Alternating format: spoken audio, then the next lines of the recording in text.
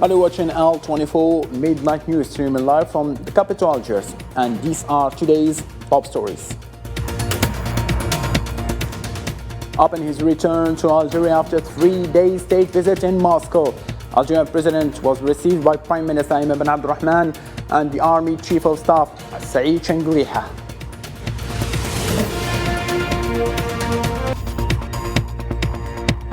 In a historic visit to Tehran, the Saudi Foreign Minister arrived in the Iranian capital on Saturday as a step forward to restore diplomatic ties between the two countries.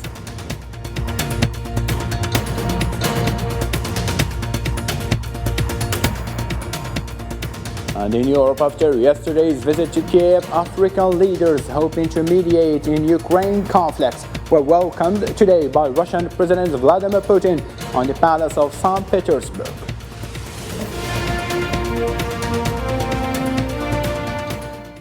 Hello again and welcome. The Algerian President Mr. Abdelmajid Tebboune arrived to Algiers after his 3-day state visit to Russia.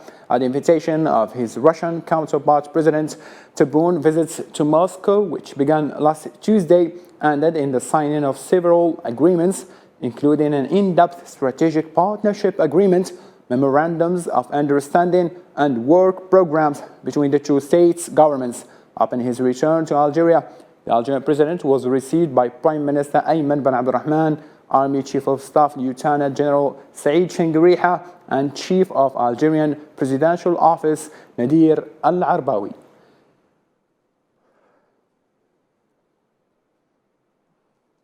And in this visit, friendship relations between Algeria and Russia have excited and remained unchanged for more than 60 years and have been further consolidated by the recent visit to President of the Republic, Mr. Abdelmajid Tebboune, to Moscow at the invitation of his Russian counterpart, Vladimir Putin. Mohammed Khatou in this report. The recent visit by Algerian President Abdelmajid Tebboune to Russia and all the activities and meetings he held with Russian officials constitute a renewed confirmation of the strength of bilateral relations between the two friendly countries, especially that good diplomatic relations require multidimensional partnerships. اتفقنا على المضي بالعلاقات الجزائرية الروسية إلى المزيد من التعاون، وهو ما يعكس توقيعنا على تصريح الشراكة الاستراتيجية المعمقة التي يشهد على حرصنا المشترك لتكثيف وتوسيع التعاون بما يتماشى مع مستوى علاقاتنا التاريخية التي تمتد إلى أكثر من 60 سنة، وذلك من خلال اعتماد خارطة طريق طموحة للتعاون الثنائي يهدف إلى الاستفادة من أوجه التكامل الاقتصادي بين البلدين. Given that the visit of the President of the Republic to Russia was of an economic nature and was aimed at promoting cooperation between the two countries, it culminated in the upgrading of the 2001 Strategic Partnership Agreement to a deep strategic partnership that reflects the two countries' common will to intensify cooperation and benefit from economic complementarities.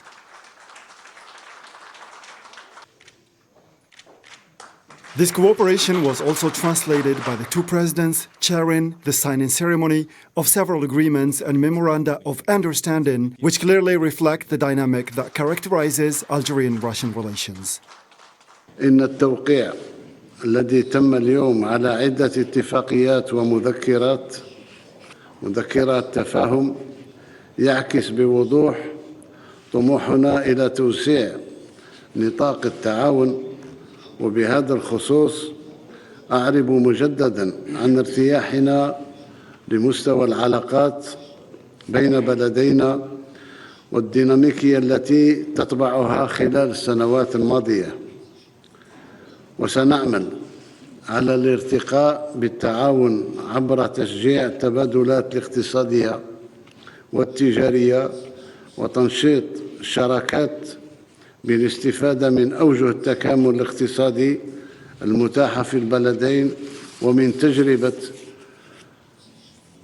فيدرالية روسيا في كل ميادين الصناعية، صنع الأدوية، في فيما يخص الميكانيك وكل المجالات مفتوحة للتعاون.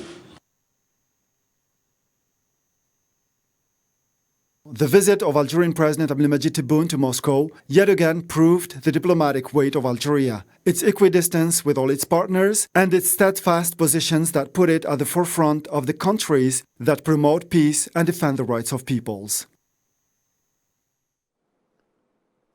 The CEO of the Algerian Sonatrach Group, Tawfiq Hakkar, revealed the start of exploiting the two hydrocarbon fields in southeastern Algeria in partnership with the Russian Gazprom in the year 2028. Hakkar, in an interview to the Russia Today TV channel in context of a state visit by the Algerian president to Russia, explained that Algerian group is working with Gazprom to develop the two discovered fields in Al Asal field with an investment of nearly $1 billion in order to drill and build plants to process natural gas.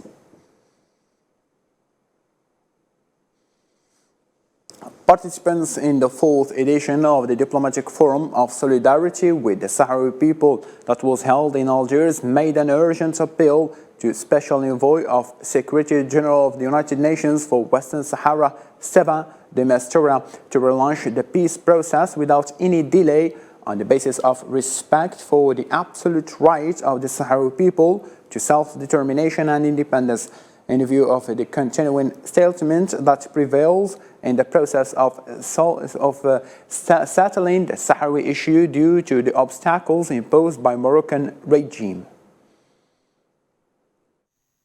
And faced with the persistence of a situation of blockade in the process of settling the conflict in Western Sahara due to the policy of obstacles and obstructions advocated by Morocco on one hand, and the delays of Morocco to organize a self-determination referendum for which it was created by the Security Council under Resolution 690 of 1991, in addition to its inability to monitor human rights on the other hand.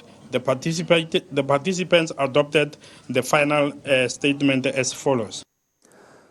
Now, in the Moroccan Kingdom, several Moroccan unions and parties have announced their participation in the protest called for by the Moroccan Social Front next Tuesday.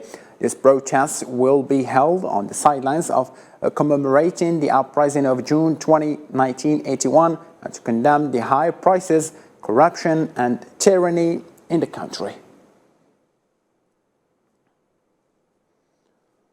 Still in the kingdom, the public budget deficit in Morocco doubled, reaching $2.5 billion at the end of last May, which represents an increase of more than 77% compared to the same period last year, in an indication of deepening economic turmoil of the kingdom, especially with the expansion of the high price protests.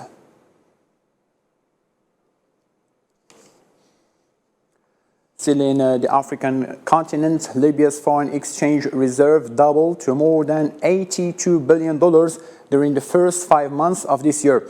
According to data from Central Bank of Libya, showed the growth of the exchange reserves by 3.9% compared to last year. These reserves cover Libya's imports for a period of 28 months.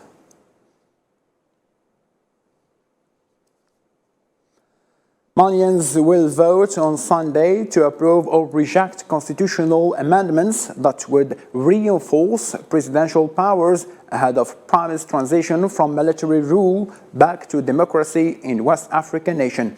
The referendum is the first in a series of scheduled polls that are meant to pave the way to presidential elections in February 2024, which Mali's military leaders have committed to hold following pressure from regional powers.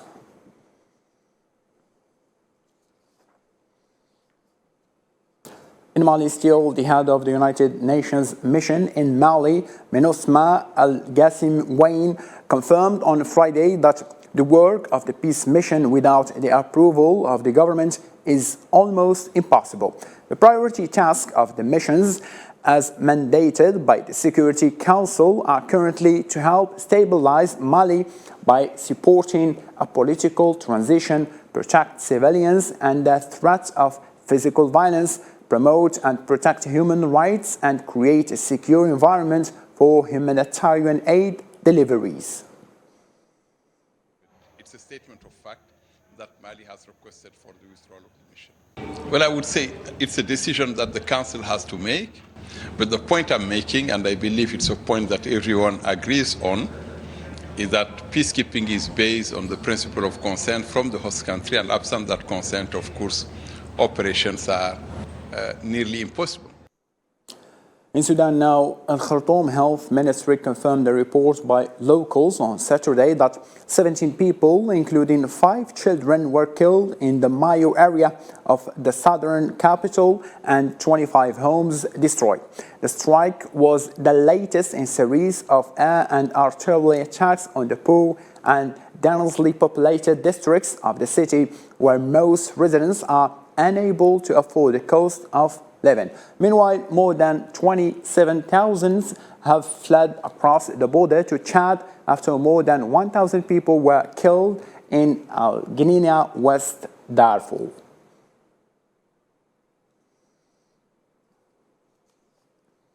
In Africa still, this time in Uganda, the death toll of the latest terrorist attack linked to a terrorist organization on a secondary school reached around 41 on Saturday, and the death bodies have been taken to the morgue of Bwera Hospital, while the army continues to pursue the perpetrators who fled allegedly to Democratic Republic of Congo, and has also deployed helicopters to help track the rebel group over hilly lands.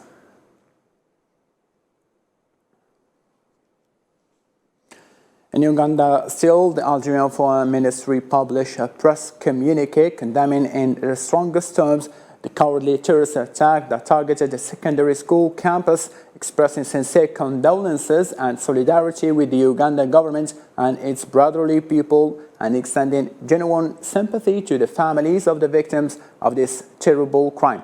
Algeria also renews its emphasis in the press release on the need to strengthen regional and international cooperation and coordination to combat terrorism in all its forms, and to work hard to cut off its sources of financing. Now, out of the African continent, the Saudi and Iranian foreign ministers discussed regional security during their meeting on Saturday in Tehran. The top diplomats tackled strengthening cooperation in the fields of security, tourism, and economic partnership. More with Salman Nasib.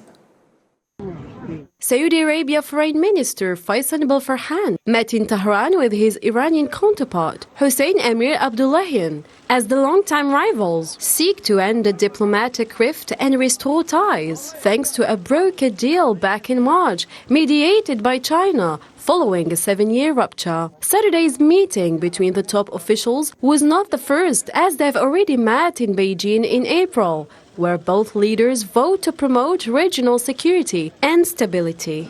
Prince Faisal, during his meeting with Iran diplomat, discussed Iran's reopening its embassy and consulate in Riyadh, and the kingdom is expected to reopen its diplomatic mission in Tehran soon. Work is currently underway for diplomatic missions to resume their work in the two countries. And we have witnessed the opening of the Iranian embassy in Riyadh, and it'll be soon followed by the opening of Saudi embassy in Tehran.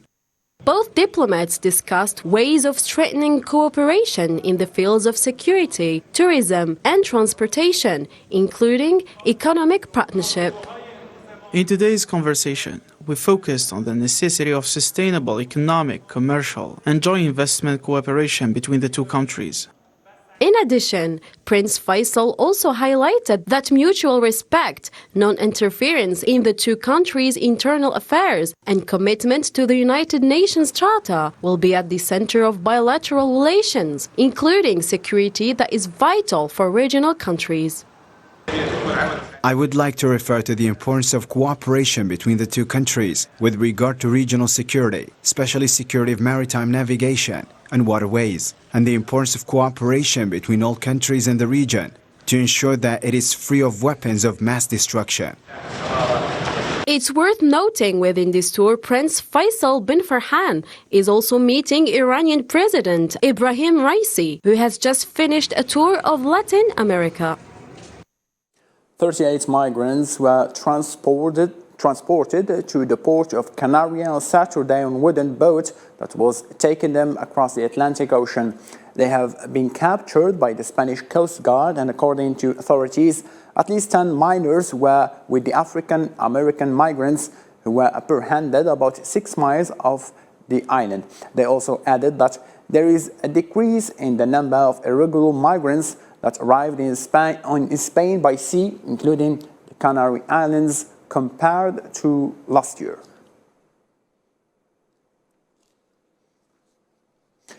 In the same topic, but in a different place, the Italian Coast Guard rescued 96 migrants early Saturday on board a sailing boat in distress off the coast of the southern Italia region of Calabria.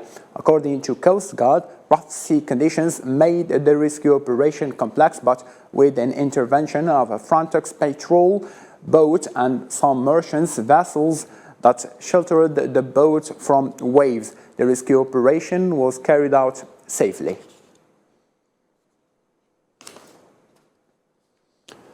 Russian President Vladimir Putin received the African mediation delegation of a Ukraine conflict in St. Petersburg Palace after the Ukrainian President Volodymyr Zelensky rejected the mediation offer and the African peace plan. Sofian Kantouri on this report. From Kiev to Moscow, the African delegation plane landed in St. Petersburg to hold a session of talks with the Russian president, in addition to present the African initiative to settle the Russian-Ukrainian crisis. For his part, Russian President Vladimir Putin expressed that he welcomes dialogue with everyone who wants peace. I want to stress once again that we are ready for constructive dialogue with everyone who wants peace on the basis of justice and the legitimate interests of all parties. Russia deeply respects the main position of African countries in supporting global and regional stability and security and the peaceful resolution of disputes to create a more just model of international relations. The African Peace Plan came up with negotiations and diplomatic solutions, which also includes providing security guarantees for all countries, ensuring the movement of grain and fertilizer exports from Russia and Ukraine, providing humanitarian support for war victims, and settling the issue of prisoner exchange. And we are here to communicate a very clear message that we would like this war to be ended. The sixth point we'd like to raise is what is affecting our countries, and we would like to call for the opening up of the movement of grains across the Black Sea, so that whatever blockages there are should be opened up. While the Russian President Vladimir Putin welcomed the African initiative, the Ukrainian president had previously mortgaged it to the withdrawal of Russian forces from his country, stressing that he will not negotiate with Moscow as long as it does not withdraw its forces from the lands it controls. The Bryansk region's governor said on Saturday that Russian air defense units repelled the Ukrainian drone attack on a pumping station on the Druba oil pipeline. It's worth noting that drone attacks inside Russia have been increasing in recent weeks, frequently targeting energy facilities. Russia blames Ukraine, although Kiev does not publicly acknowledge responsibility for these attacks.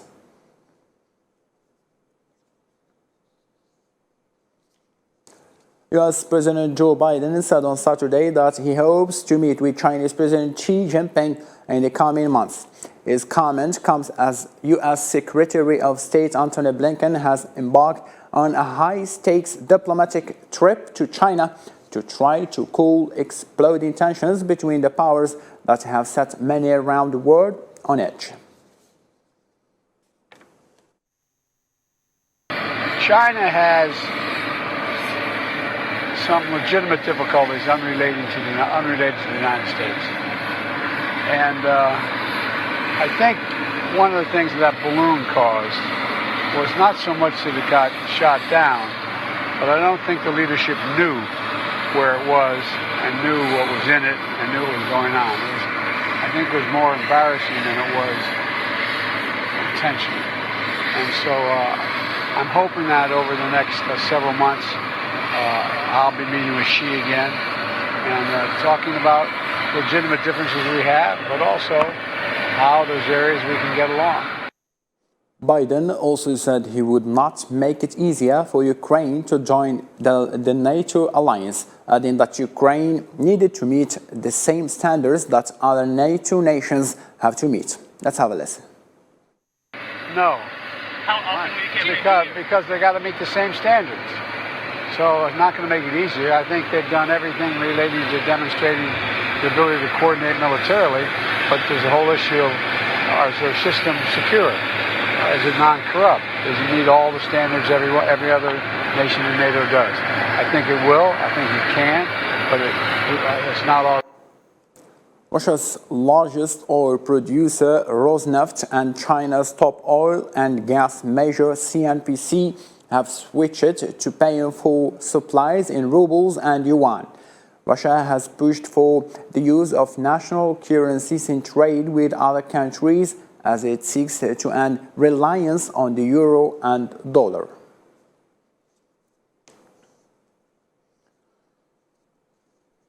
According to UN Secretary General Antonio Guterres, the International Monetary Fund, the IMF, has helped rich countries rather than the poor ones. He also calls the IMF and World Bank's response to the COVID-19 pandemic a glaring failure that has left dozens of countries severely in debt.